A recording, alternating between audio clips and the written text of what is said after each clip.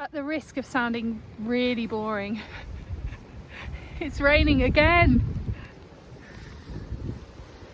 Can't even see the moor today. I've got 2 coats, a fleece, 2 base layers, woolly leggings and waterproof trousers on, and it's just, oh god, you know, soon we'll be saying it's too hot, and that's our problem in the UK, isn't it? It's just one extreme or the other.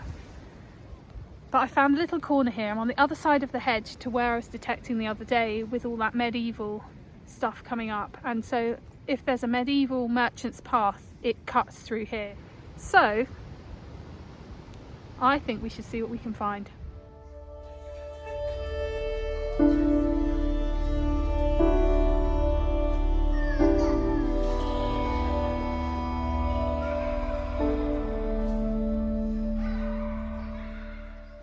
So my thought process here is that this is a traditional Devon hedgerow. You can see that it's banked up earth, and on the top of it there are woody species.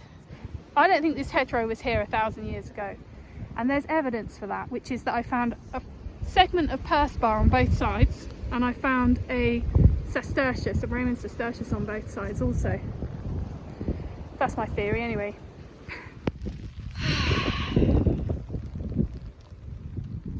Great British countryside, eh? It actually is great.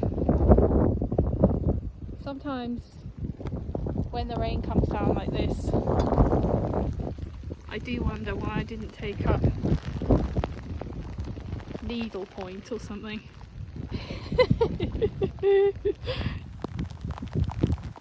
Some greenery is emerging. Ooh. Shiny.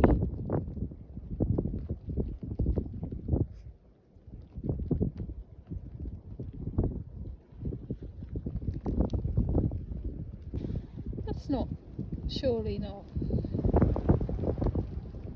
It's gotta be.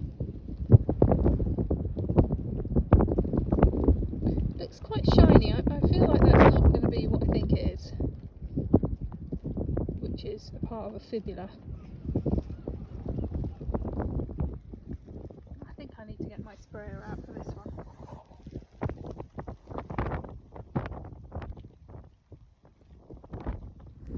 Is it at all possible that in South Devon, a place which has very little Roman activity, that I might have found a fragment of a fibula?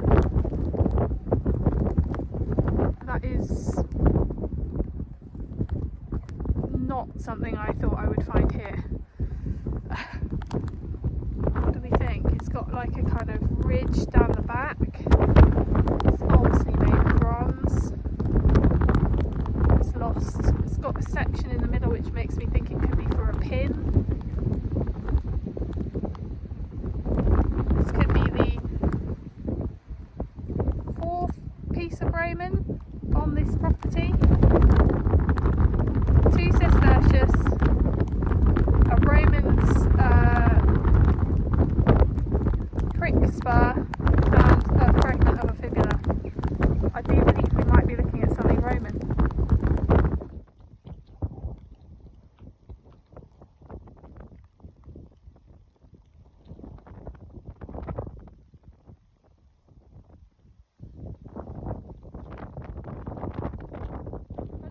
I love this hobby. I think even I am going to have to call it a day, and I'm gutted because I've just found things which potentially could be Roman. But my hat's wet, my hair's wet, I'm cold, my hands are, oh, so cold, so cold. So I think it's time. Oh, go away, rain!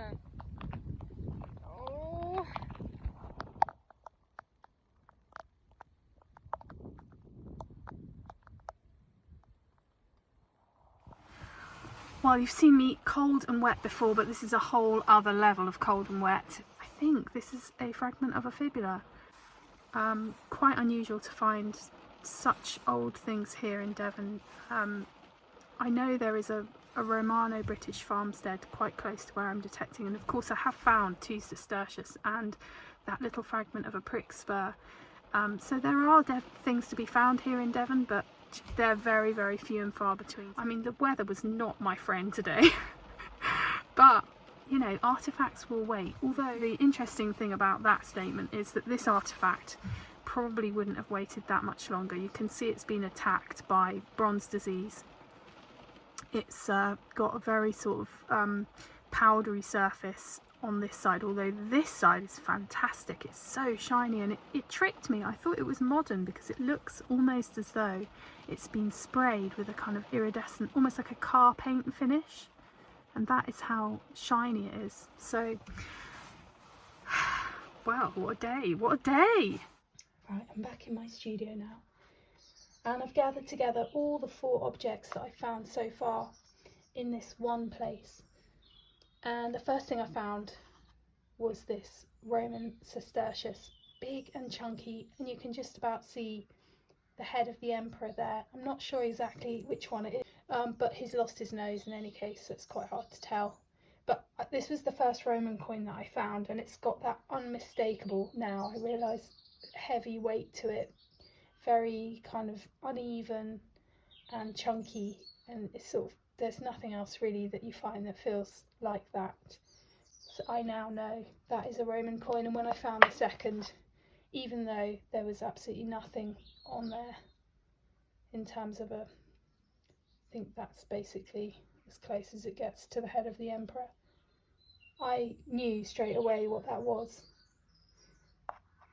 The third thing I found was this, and initially I thought it kind of looks like a key, but it's not a key because it's got quite unusual features. It's got this kind of curve in it. It's not symmetrical. It's got a kind of V-shaped profile here. So I was confused about what that could be, but then I had somebody very kindly put me in the right direction and say that it could well be part of a Roman prick spur, which is worn on the heel to basically give your horse a bit of a kick. And that dates from the 1st to 2nd centuries. The coins, it's hard to tell because we don't know what the emperor is, because the emperor's bust has kind of been removed by the weather over the last 2,000 years. And finally, this object, which now you might be able to see why it fooled me when I pulled it out of the ground. It was so shiny and pearly. It almost looks modern. It looks like it's been finished with a spray. But now I've got it home, I've cleaned it up, I can see exactly what it is. It is a fibula. Another sign of Roman life. Unfortunately, it has been perished by the weather, and bronze disease has crept in. But I thought what might be quite helpful here is to see another fibula that I found on a different permission, so that you can see what it might once have looked like. And I think it's another one of these dolphin types. And they date from the 1st century AD, and you can see that they have a hole that runs through and a space at the back where a pin would have gone, and this one actually still has a little fragment of its pin. And this bit here, although it looks bent, it's actually meant to be like that. It works a bit like a safety pin. It's like a catch for the pin. So I think that's quite an amazing find, really, that fibula, because just more evidence that there were Roman people moving around on this piece of land, and they would be, because there is a Roman settlement fairly close by, within a mile, and of course ancient people moved around on foot and on horseback, as we see from this, and you know, it's just more and more layers of evidence that I've got a very interesting piece of land. I can't wait to find the next bit of Roman, and I can't wait to go back to my Roman fields later this week. This find this week has really got me back in the mood for finding some Roman stuff. I hope you've enjoyed my video. If you have, go ahead and subscribe, and I will look forward to bringing you the next instalment from Roman fields later this week. Take care, everyone.